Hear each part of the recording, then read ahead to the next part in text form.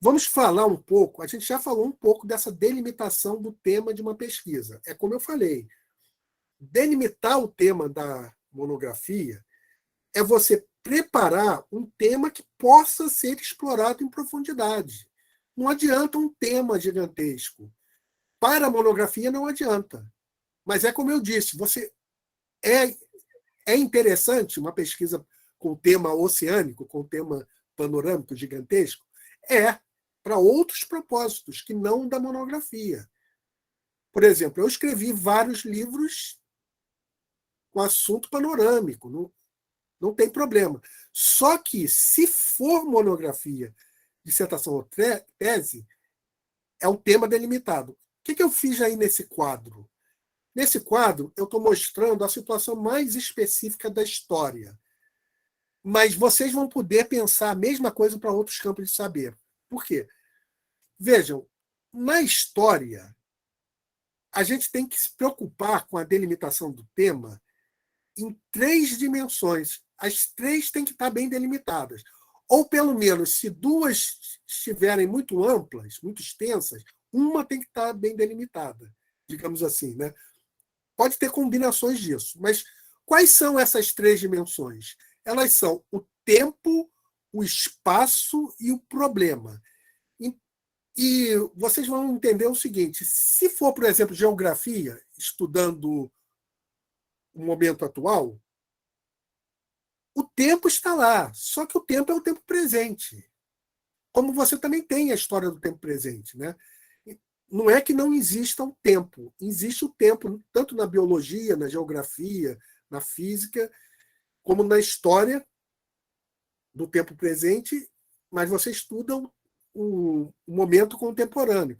O tempo está lá, mas particularmente se torna visível essa questão do tempo nos trabalhos de história, porque muito frequentemente você estuda épocas que já existiram, né? épocas que já se encerraram, sociedades que já existiram, processos que já aconteceram.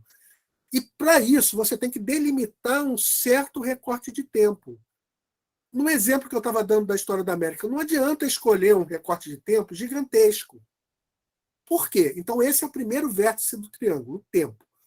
Por quê? Porque é como eu falei, se for a história da América, desde a América Nativa até o momento atual, você vai ter um tempo gigantesco. Consequentemente, você vai falar um pouco sobre muitas coisas. Você vai fazer um voo panorâmico. Para que seja viável uma pesquisa com recorte monográfico, é importante você delimitar o tema, delimitar o tempo, até um recorte que seja viável. Tem também o espaço. O espaço, eu não quero que vocês entendam aqui como espaços nacionais só. Não. Pode ser. Pode ser o Brasil no período escravista. Tá, o período escravista é muito grande. Talvez seja melhor delimitarmos as últimas 2 décadas do período escravista. Delimitei melhor o meu tema. Brasil inteiro, pode ser que um determinado problema permita esse recorte amplo do Brasil. Por isso que eu falei que a gente tem que ter um certo relativismo. Mas, frequentemente, você estuda uma certa região. Pode ser o Rio de Janeiro, pode ser qualquer região específica, né? O Triângulo Mineiro. Pode ser uma região, pode ser até uma localidade. Então, pode ser.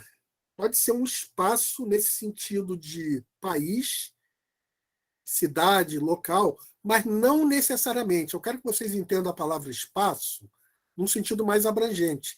Pode ser que você esteja estudando, por exemplo, a representação da cidade na obra de Machado de Assis, por exemplo. Inventei aqui uma pesquisa de monografia.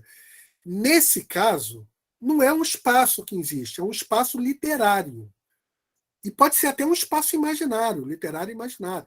Você está estudando a obra de Gabriel Garcia Marques, ele imagina uma localidade chamada Macondo, que tem toda uma história, 100 anos de solidão, o famoso livro. Você pode estar estudando o espaço ali naquele livro específico, 100 anos de solidão, um espaço imaginário. Ou você pode, nos dias de hoje, estar estudando o cyberespaço, espaço da internet. Ou pode não ser espaço propriamente dito. Então, eu quero que vocês entendam de maneira muito estendida essa ideia de espaço. Pode ser que você esteja estudando a biografia de alguém, a biografia ou a trajetória microhistoriográfica de um determinado agente histórico, por exemplo. O seu espaço, nesse caso, é essa vida, a vida de uma pessoa, entende a ideia? Pode ser que seja uma prática social ou cultural que esteja sendo estudado. Então, espaço, em algumas áreas, vai ser até se confundir quase com um objeto, um lugar, aquilo que você está estudando dentro de um recorte de tempo. Então, eu quero que vocês entendam essa ideia de espaço de maneira ampla. Não é que você tenha que escolher um espaço nacional, cidade, local. O espaço pode ser a vida de um indivíduo. O espaço de reflexão. Pode ser uma classe social que você está estudando. Pode ser o cyberespaço, pode ser o espaço imaginário de uma obra de literatura, por exemplo. Mas esse espaço precisa estar bem delimitado também. É a segunda coisa que temos que ter a preocupação em delimitar. Bom, mas se a gente tivesse só espaço e tempo na pesquisa em história, a gente estaria fazendo uma história factual, contando só fatos. A gente sabe que esse modelo de história não persiste mais, não tem muito sentido. Você fazer uma monografia para contar os fatos da Revolução Francesa, não tem muito sentido isso hoje. Geralmente, a pesquisa em história ela é pensada em termos de um problema. Então, vamos dizer, eu falei a Revolução Francesa, tá, mas poderia ser que eu já tenho um espaço, França, Revolução Francesa. Tem um tempo, que é o período que a gente sabe que ocorreu ali a Revolução Francesa. Tudo bem. Mas só a Revolução Francesa não é tema de monografia. É um tema de um livro mais amplo. Mas digamos que eu esteja estudando a participação das mulheres nas jornadas revolucionárias da Revolução Francesa, no ano 1790. Vamos supor que eu esteja estudando isso. O que eu fiz aqui? Eu escolhi um problema, eu delimitei um problema de estudo. Então, o problema também ajuda a recortar esse espaço-tempo. Quando você tem essas três coisas bem delimitadas, tempo, espaço e problema, você tem um recorte historiográfico adequado para uma monografia. Como eu disse para vocês, eu sei que aqui estão nos assistindo também pessoas de outras áreas, que não história. Não tem problema. Talvez não exista, o tempo exista, mas você nem mencione ele, porque ele é o tempo presente. Então, vamos dizer, você está estudando a topografia de uma certa região da cidade do Rio de Janeiro sob a perspectiva da geografia. Existe na geografia também a geografia histórica, mas digamos que você está estudando a topografia atualmente. Tem um tempo, só que o tempo você nem precisou explicitar na sua monografia, por exemplo, porque pressupõe-se que é o tempo atual, entendem? Então o tempo sempre existe.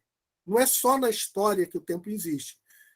Quando você está estudando uma espécie animal na biologia, existe o tempo, porque você está estudando uma espécie presente, contemporânea. Porque você pode, perfeitamente na biologia, estudar espécies extintas, dinossauros. Nós podemos estudá-las através de fontes específicas que são os esqueletos, os fósseis encontrados e os rastros deixados por dinossauros fossilizados. Então, nesse caso, eu vou estar estudando uma espécie animal que existiu num tempo muito anterior. Então, a biologia também pode trabalhar com o tempo. Entende a ideia que eu estou colocando? Ou seja, as várias ciências trabalham com o tempo. Quando você não menciona o tempo, é porque, na verdade, você está estudando o tempo presente. Está implícito. Então, essa fórmula de entender que todo tema de uma monografia ele é bem ajeitado nessas três dimensões: um tempo, um espaço e um problema. Isso vai ajudar qualquer um a pensar o que pode ser um bom tema de uma monografia, de uma dissertação de mestrado ou de uma tese de doutorado.